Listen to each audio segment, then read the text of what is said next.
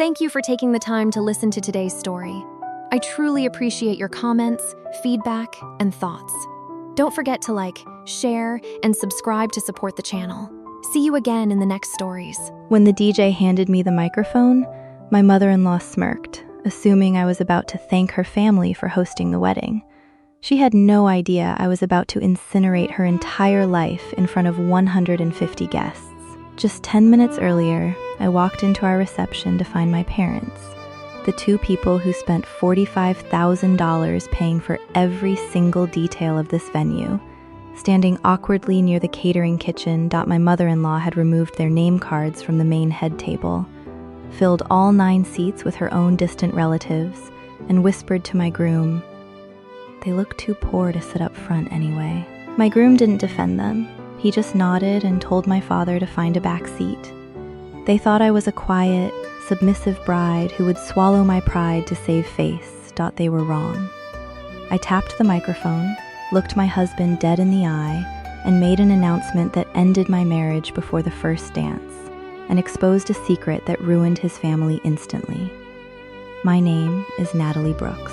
I'm 29 years old, and up until the afternoon of my wedding day, I genuinely believed I was marrying into a respectable, loving family. I spent 3 years with Ethan Walker, completely blind to the subtle, condescending snobbery that ran through his bloodline. His mother, Margaret Walker, was the ringleader. She carried herself like old royalty, looking down her nose at anyone who worked with their hands, including my parents. Daniel Brooks and Rebecca Brooks. My parents aren't wealthy elites. My dad worked 35 years as a high school carpentry teacher, and my mom ran a modest home bakery. They spent their whole lives saving so I could have everything I ever dreamed of. When Ethan Walker and I got engaged, my parents didn't hesitate. They handed over their entire life savings, $45,000, to pay for every single detail of our wedding. Every flower arrangement, the 5-course dinner, the open bar, and the grand ballroom at the historic estate were paid for in cash by my father's calloused hands. Margaret Walker, on the other hand, contributed nothing except endless criticisms. She constantly made passive-aggressive comments about my parents' simple tastes and made sure everyone knew her family belonged to the local country club. But my parents took it all with quiet grace, refusing to cause a scene because they just wanted me to be happy. They had no idea that Margaret Walker was planning the ultimate humiliation, or that the man I was about to marry would stand by and let it happen. The ceremony itself was brief and beautiful, but the moment we stepped into the grand reception hall, the illusion completely shattered. I had stepped away for just 10 minutes to fix the train of my dress and catch my breath. When I walked back out toward the ballroom, I saw my parents standing awkwardly near the double doors leading to the catering kitchen. They looked completely out of place, holding their dinner menus with hesitant, embarrassed smiles. Confused, I walked over to the VIP head table, the long, beautifully decorated table situated directly in front of the dance floor. It was supposed to hold 9 seats, 4 for my parents and me, and 5 for Ethan Walker, his parents, and his siblings. But as I drew closer, my stomach turned into a hard knot. The custom place cards my mother had spent hours calligraphy writing with my parents' names were gone.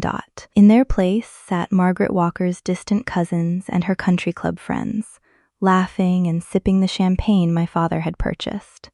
Margaret Walker was standing right beside the table, adjusting a floral centerpiece. I stood hidden behind a decorated pillar just a few feet away, close enough to hear every word.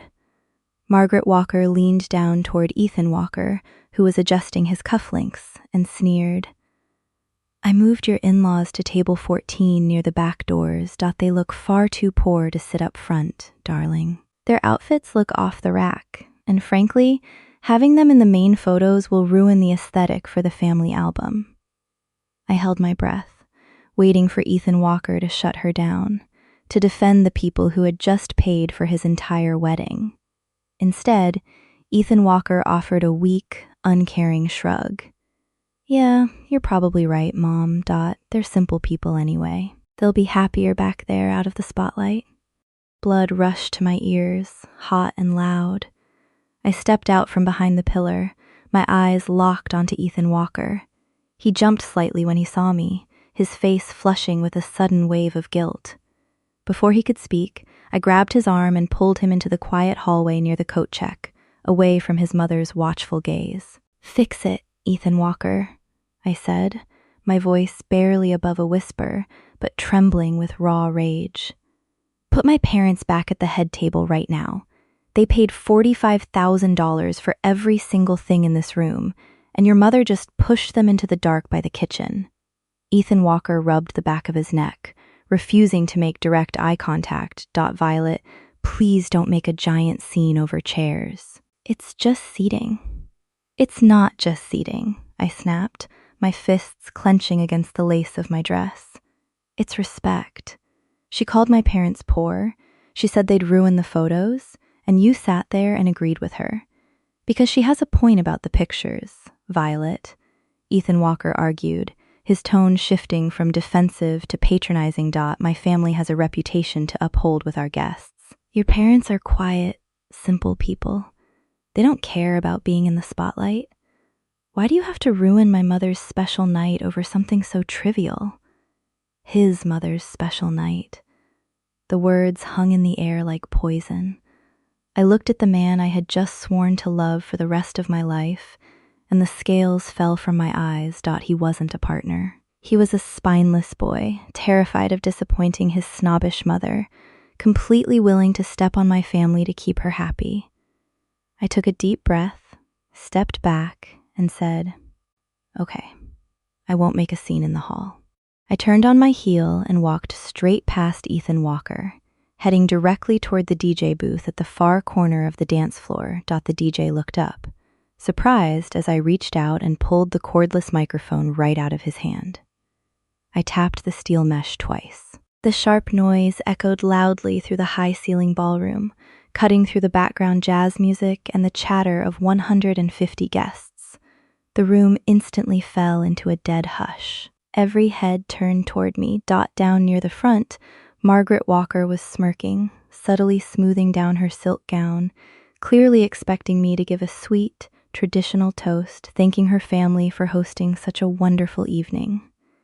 Ethan Walker was jogging toward the dance floor, his eyes wide with sudden panic. I adjusted my posture, looked straight into the crowd, and raised my voice. "Good evening, everyone," I said, my voice echoing clear and unwavering through the speakers. "I'd like to take a quick moment to talk about respect, generosity, and family. As many of you know, weddings are incredibly expensive. This evening's celebration cost $45,000. I paused, letting the number settle over the quiet room. Margaret Walker's smirk faltered slightly. "My wonderful parents, Daniel Brooks and Rebecca Brooks, spent 35 years working as a public school teacher and a small-town baker," I continued, pointing directly toward the back doors. "They gave their entire life savings to pay for every single flower, every plate of food, and every drop of champagne you are enjoying tonight. Yet, 5 minutes ago, my mother-in-law removed their names from the main table and forced them to sit next to the kitchen doors, telling my groom that my parents looked too poor to be in our wedding photos." A collective gasp rippled across the room. Several guests looked toward the kitchen doors, where my dad was holding my mother's hand, both of them staring at me in shock. Margaret Walker's face turned bright, furious red. Ethan Walker finally reached the edge of the dance floor, lunging forward to grab the microphone from my hand, but I stepped back, holding it out of his reach. "Violet, stop this right now. You're losing your mind," Ethan Walker hissed under his breath, his voice cracking with desperation. "I'm not done, Ethan Walker," I said directly into the mic, my voice cutting over his desperate pleas. Because the disrespect goes even deeper than bad seating. I turned my focus back to the stunned audience. 2 months ago, Ethan Walker asked my father for an advance on the venue deposit. He claimed his mother wanted to pay her share using a joint check, but needed cash up front.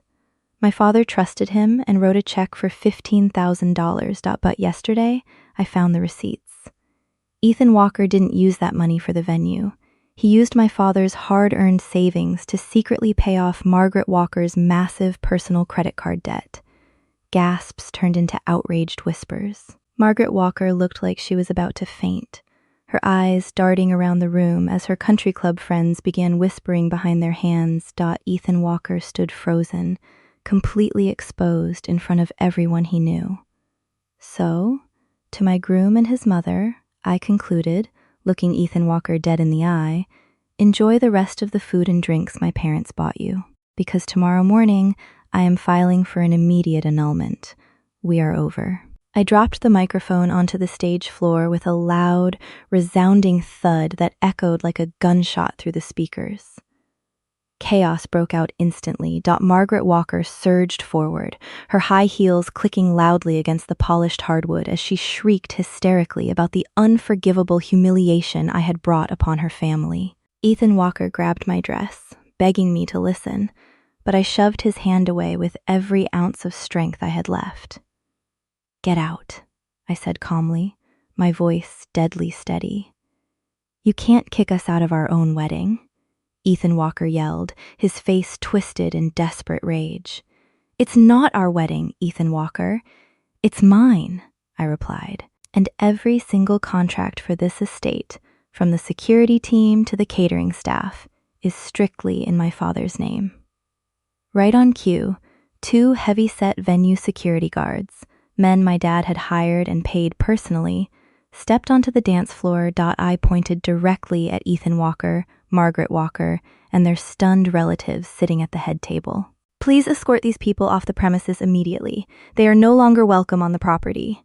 The crowd erupted into hushed chatter and phone camera clicks. Margaret Walker tried to maintain her dignity, but as the security guards flanked her and began marching her toward the exit, she looked entirely defeated. Guests whipped out their phones, recording every second of her frantic, red-faced exit as she tried to hide her face behind her designer purse. Ethan Walker was dragged out right behind her, screaming my name, but I didn't look back once as the heavy oak doors slammed shut behind them. 6 months have passed since that night, and life looks completely different now. The annulment was finalized smoothly, erasing every legal tie I had to Ethan Walker. Since the wedding ended early, my parents and I managed to get a partial refund from the venue and caterer for the unused hours. We took that money and went on a breathtaking 3-week vacation to Europe, a trip my hardworking parents truly deserved. As for Ethan Walker and Margaret Walker, their public exposure triggered a total financial collapse. Once word spread through their social circle about Ethan Walker using my father's money to cover his mother's credit cards, local vendors and creditors descended on them.